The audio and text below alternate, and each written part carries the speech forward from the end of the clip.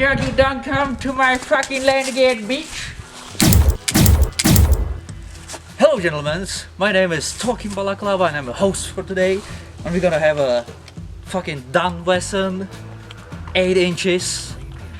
It's way more than someone is carrying, so it's fucking massive.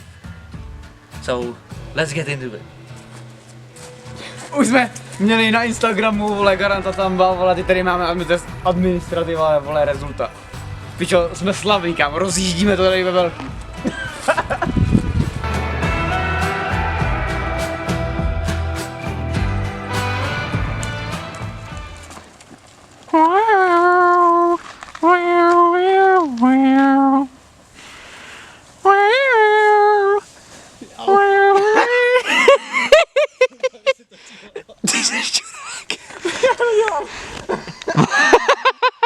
Hrát životní roli, co jsi zahrál právě?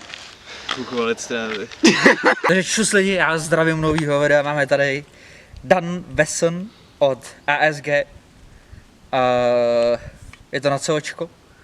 A zkusíme si, jak to střílí, abyste věděli, jak to lítá, ukážeme chrono a pustíme se do toho. Takže čus lidi, teď už si to konečně uvedu já, máme tady dneska na recenzi Dana Wessona od ASGčka, takže se koukneme prostě na to, jak to lítá, změříme to už vlastně tady říkal kolega, neboli majitel.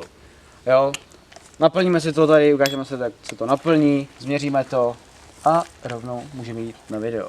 Takže to jdeme naplnit. Tady v pasbičce práskneme tam COčkou bombičku. Máme od Umarexu teďka nějakou bombičku. Tak ono to je jedno, od čeho je, ne? Je jako asi jo, vole, ale nevím. Akorát potom jako rozdíl mezi těma a těma. Moji jsou promazávací. A jo, nějaký jsou vole, s mazáním a to vole, si myslím, To bych že do toho asi moc v necpal. tom revolveru je to asi úplně jedno, protože stejně No. ten plyn jde vlastně přes tu komoru do toho a tam je tam fixní hopap teda, jo. Nedá se nastavit.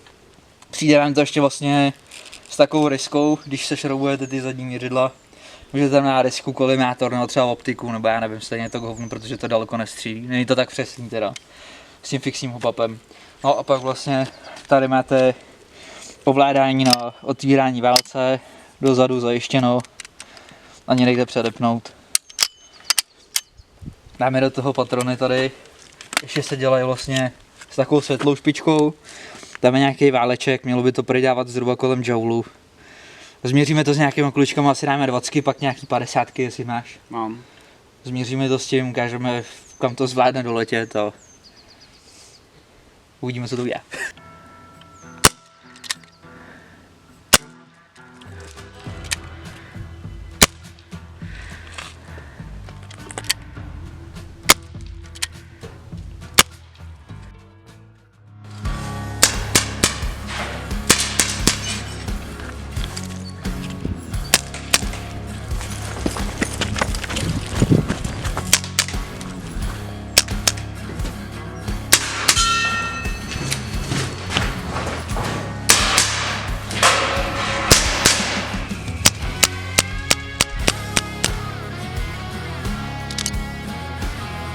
Za to mě neplatí.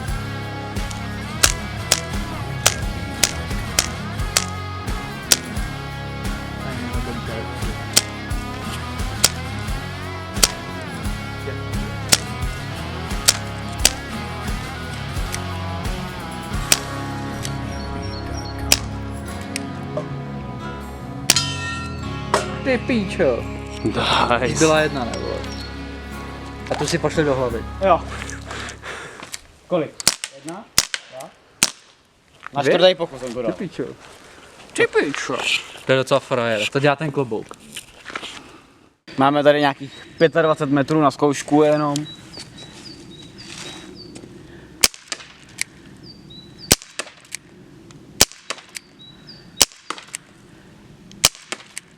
Jedna, 2, 3, 4, 5, 6. No, jako tělo trefíte, ale že by to bylo nějak extra přesný, se říct nedá. To je ten podělaný fixní opap, no. Můžem. Takže 50 metrů.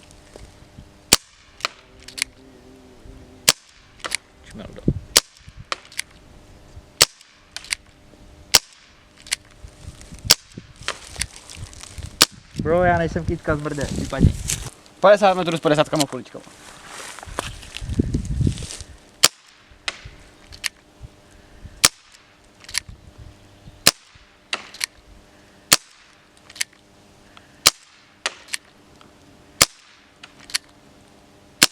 Bylo tam párkrát minutí, jedno bylo nad, potom to šlo párkrát po to. Tady jsou nový, vím, že tu ty 4 tady byly, tu taky, no, takže trefit se dá, plus minus, je to takový prostě, jako na 50 metrů sekundárka prostě, to už jako trefit se je svým způsobem dobrý, jo, dá se. Takže dámy a pánové, dáme si nějakou rekapitulaci toho krásného revolveru. Musím uznat, že tady ASGčko udělalo pěknou práci, co se týče s hledovou, provedení. Je to fakt pěkný sběratelský kousek. Ale povězme si na rovinu, jakou to má využití v Airsoftu. Já ho upřímně moc nevidím, protože jako my hrajeme takový ten styl jako, když to řeknu Melsim, občas CKB a takovéhle věci, takže já bych ho nevyužil, já bych ho chtěl prostě jenom za pár korun do sbírky třeba a občas zastřílet si takhle na střelnici třeba, jenom občas takhle s klukama třeba, nebo od boku dát nějaký soutěže a takovýhle prostě různý blbosti s tím. Jo, zpracování to má fakt velice pěkný. Ručku pěkně, takže to pasuje krásně do ruky, že nám tam pěkně pasují prsty. Jo. Je dvojčinnej i jednočinnej. Má to, líbí se mi, že to má fakt prostě nábojnice, jak prostě ostrá, když to řeknu. Že to fakt musíte dát do nábojnic, abyste tam stříleli z nábojnic, to je pěkný, což jako pár revolverů prostě v Airsoftu nemá. Jo, existuje na to i taková ta rychloplnička.